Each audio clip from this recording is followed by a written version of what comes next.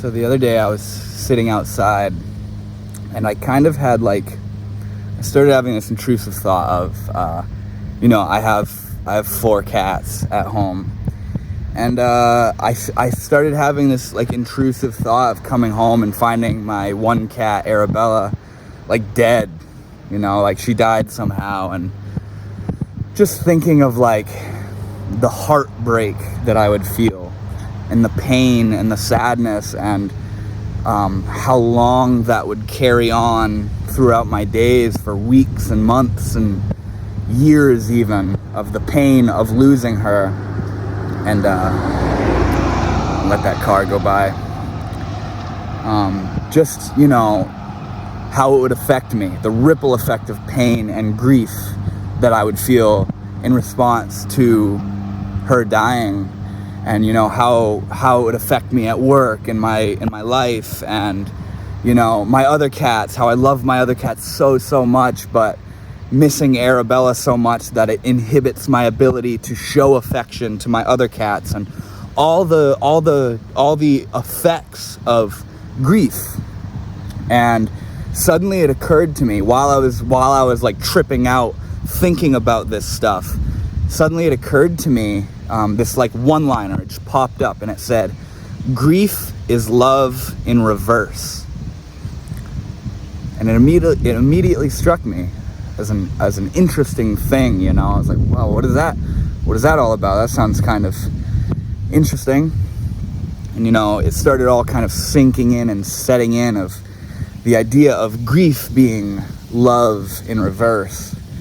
And when I say that grief is love in reverse, I don't mean that. I don't mean to say that grief is the undoing of the love that we have for our family and our friends and our pets and anything that we love. I'm not saying that grief is the unloving of what we love. But what I mean when I say that is that let's talk about my cat Arabella. When in all the years I've had her for 8-9 years now, getting her as a kitten and being so young myself with her and playing together and her cuddling with me and her toys and giving her love and her meow and all the nicknames I've given her and all the fun times me and Arabella have shared together and playing and just having an amazing time together and loving her so much, and the reciprocation of her love to me.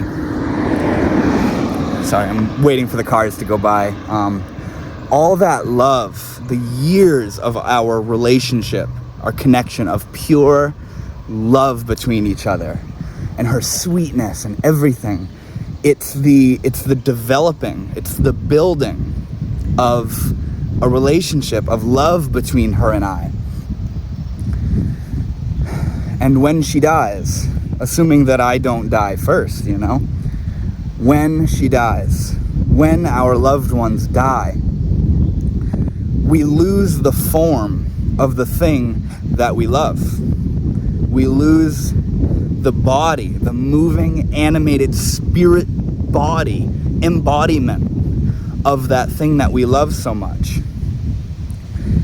And in response to that, we feel grief, we feel loss, we feel despair for the form that we've loved for all this time.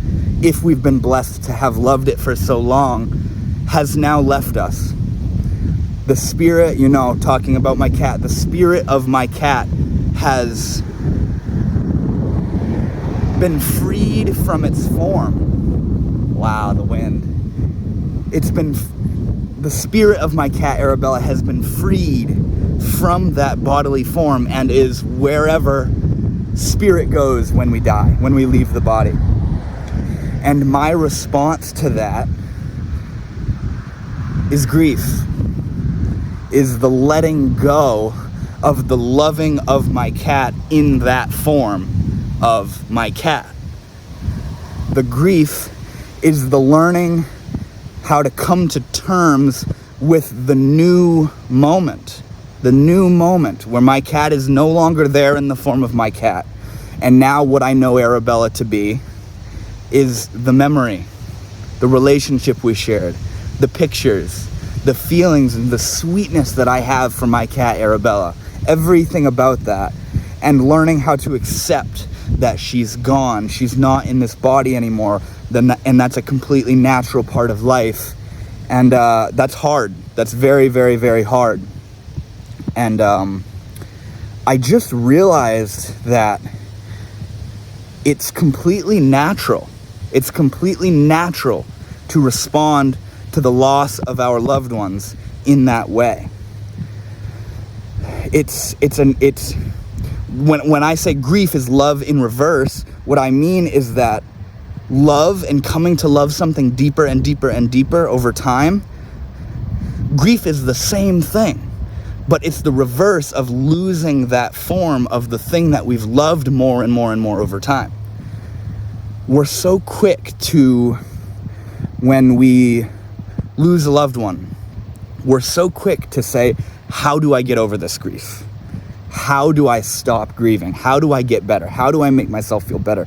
Because it doesn't feel good. It doesn't feel good, you know? I mean, on the immediate psychological and physical level, it doesn't feel good to grieve.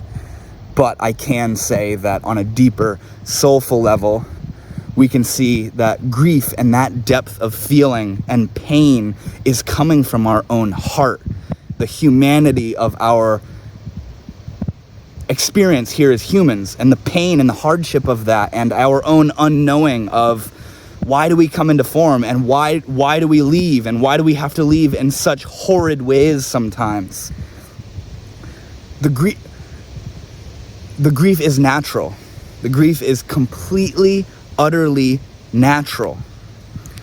And we want to, when we're in pain, when we're in fire, we want to get out of it. When it's hot and we're getting burned, we want to get out of it. But sometimes that pain is natural. It's as natural as life and love itself.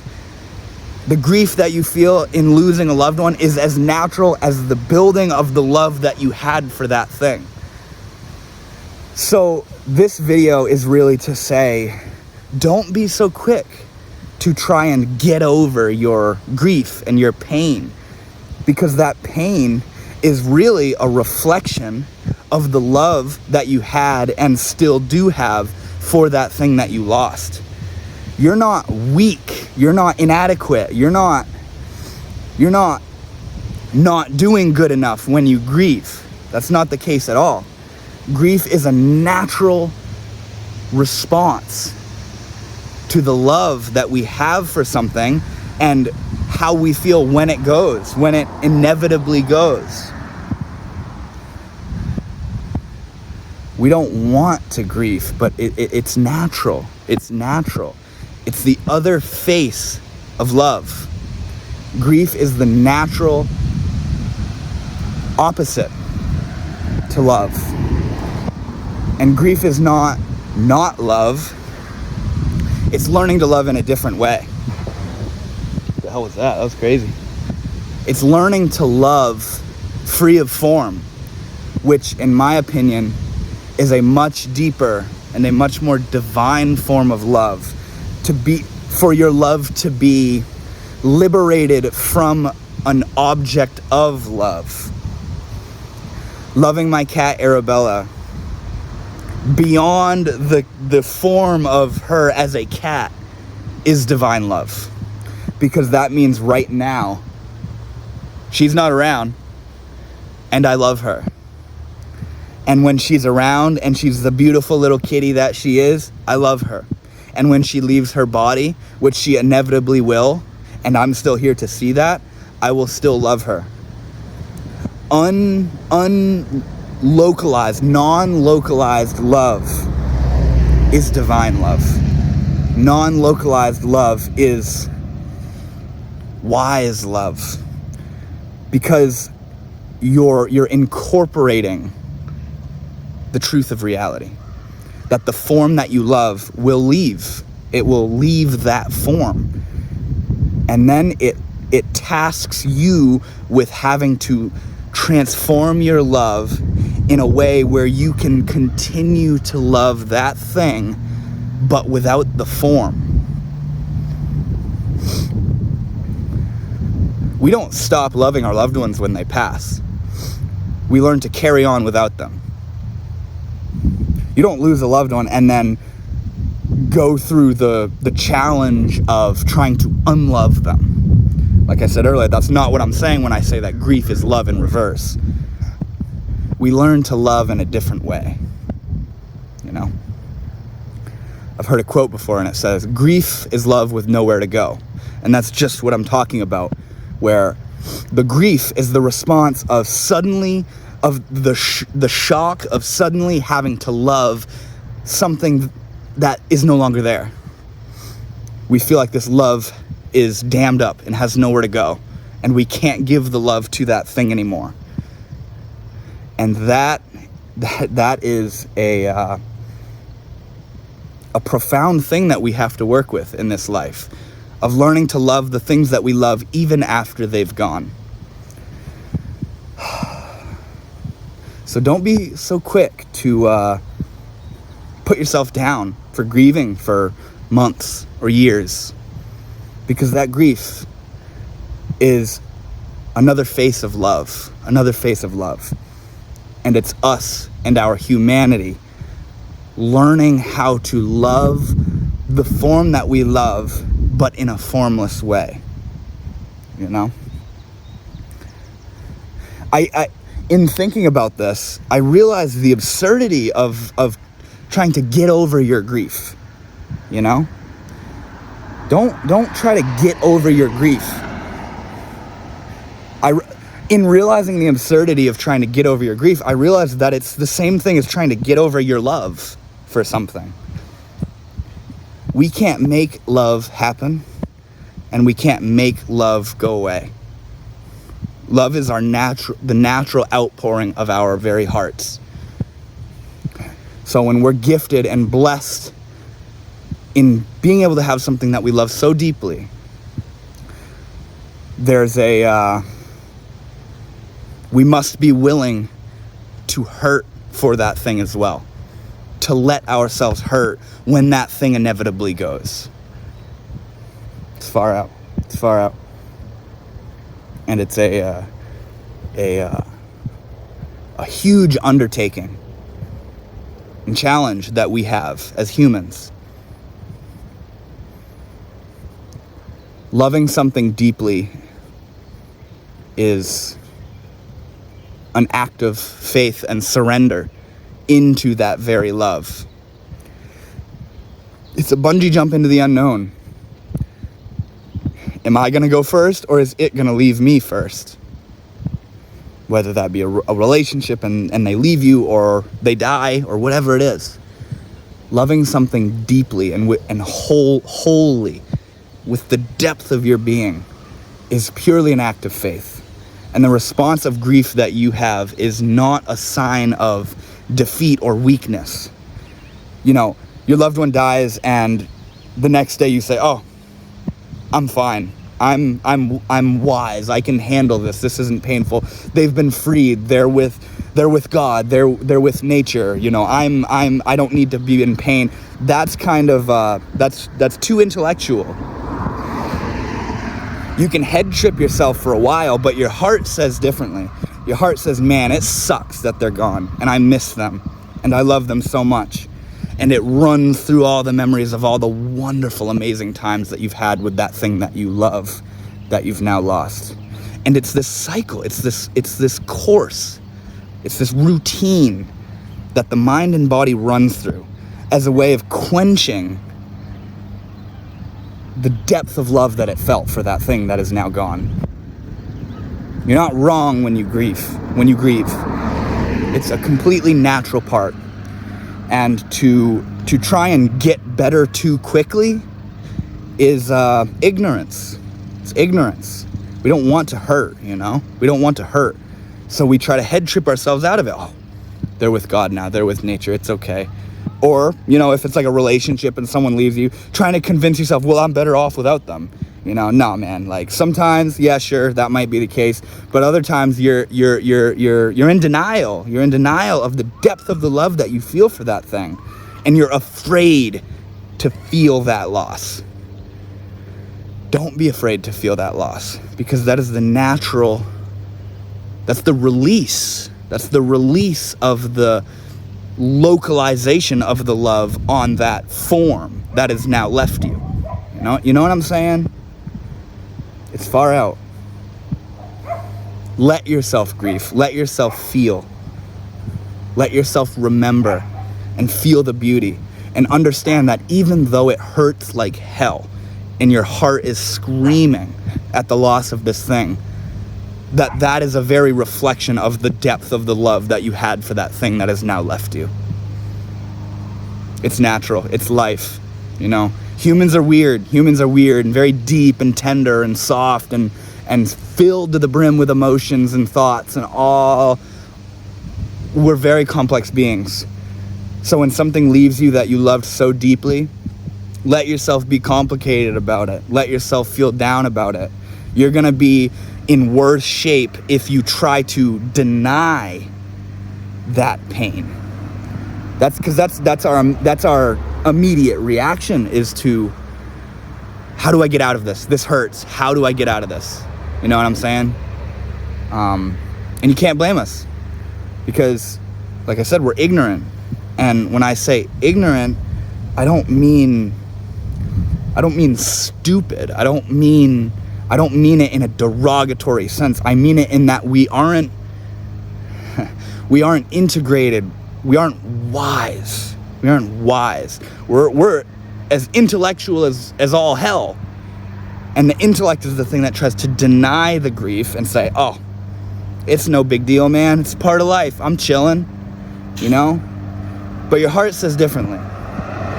Your heart is intuitive and emotional, and it's not thinking, but it feels.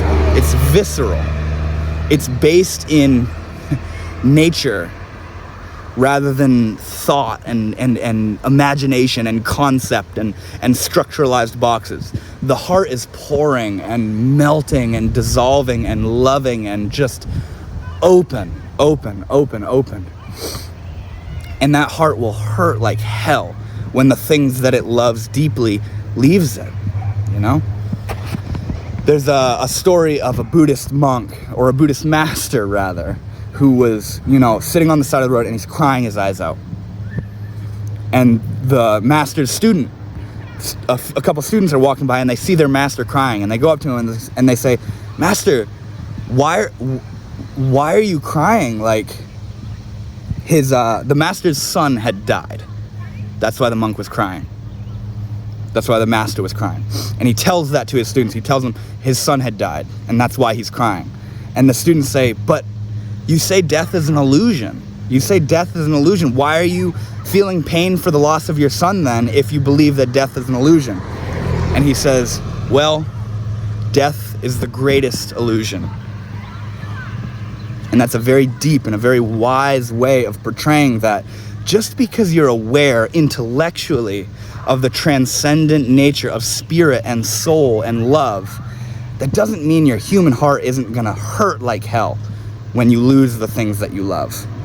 So don't head trip yourself. Don't give yourself a hard time for having a hard time when you lose something that you love, because it's completely natural. It's completely natural. It's a part of life. It's as natural as a flower growing and then a flower dying. You know what I'm saying? Let your heart feel. Let your heart feel, you know? People talk about, you know, with like, it's the most intense and seemingly negative experiences that we have that we learn the most, you know? I mean, that's what a lot of people say, is that it's the hard times that have taught and molded and shaped them the most. And I think that has directly to do with the fact that it involves the most visceral and raw and vulnerable feelings that we've ever felt, is the stuff that we feel when we're in pain, when we experience loss and despair and grief. So don't be so quick to run away from your pain. That's the point of this video. It's natural to grieve. let yourself grief. You know, don't head trip yourself out of it. It's gonna make it worse. Your heart will callous when you try to think your way out of it. So let yourself hurt. Don't give yourself shit, you know what I mean? Let it happen. Thank you guys so much. Namaste. I hope you enjoyed this video.